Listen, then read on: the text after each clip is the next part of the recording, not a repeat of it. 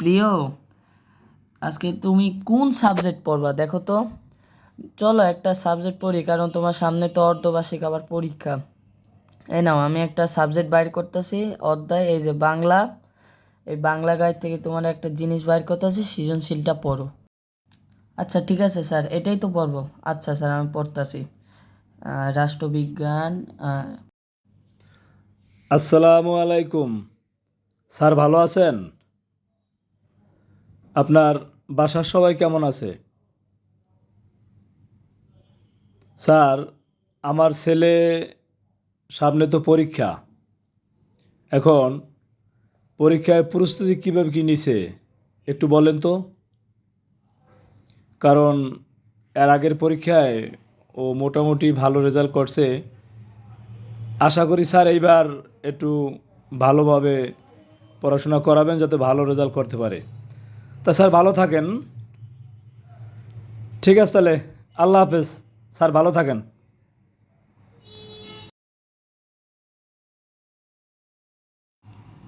অনেকক্ষণ হয়ে গেছে, ভাল লাগতেছে না। আবার আমার কোমরটাও যা ব্যথা করে, ও মা, এত ব্যথা করে।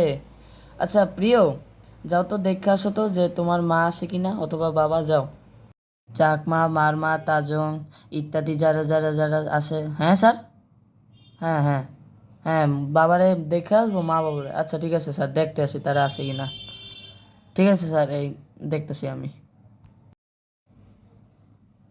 স্যার দেখে আসলাম স্যার, কেউ নাই এখন স্যার। ঠিক আছে, এই মা বাবা সবাই হয়তো বাইরে গেছে, এখন কেউ নাই বাসায়। ও ঠিক আছে ঠিক আছে।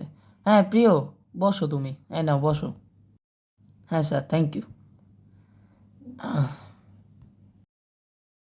ঠিক আছে প্রিয়, এই বাংলা যে সৃজনশীলটা, এই সৃজনশীলটা আমি তোমাকে দেখাই দিচ্ছি। কোন সৃজনশীলটা?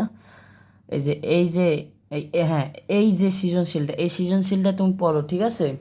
তুমি যেটা না জানবা ওটা আমাকে বলবা, ঠিক আছে? আচ্ছা পড়ো আস্তে আস্তে, ঠিক আছে? মা, এত ব্যথা কেন? ওহ, একটু বসলাম, ঠিক আছে প্রিয়, বসলাম। হ্যাঁ পড়ো পড়ো পড়ো। এই দেখো, এই যে ক নাম্বারটা, এই ক নাম্বারটা বলছে চাকমা হচ্ছে কারা। চাকমা হচ্ছে একটি গণনিগোষ্ঠী, ঠিক আছে? মা, এত যে ব্যথা। হ্যাঁ হ্যাঁ, ওই গ নাম্বার যে আছে, গ নাম্বারটা লেখা হচ্ছে ত্রিপুরা কোন নিগোষ্ঠী, তাই না? ত্রিপুরা হচ্ছে এমন একটি গণনিগোষ্ঠী অথবা নিগোষ্ঠী, এই যে এটা, হ্যাঁ হ্যাঁ এটা, যেটি হচ্ছে মনে করো বাংলাদেশের মধ্যে অনেক মানুষই আছে, ঠিক আছে, ত্রিপুরার মধ্যে।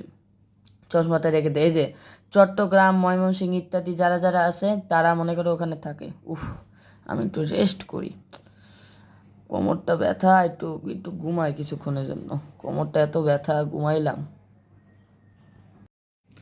আমার ছেলে কি করতেছে একটু দেখে আসি, আসলে ঠিকভাবে পড়ে নাকি। স্যার, কি ব্যাপার? স্যার আপনি শুয়ে আছেন? কি ব্যাপার স্যার? ও ও ভাই, আপনি এসেছেন? আপনি এসেছেন? আচ্ছা ভাই, চশমাটা কই, চশমাটা? হ্যাঁ দাঁড়ান, বলতেছি, চশমাটা একটু দেই।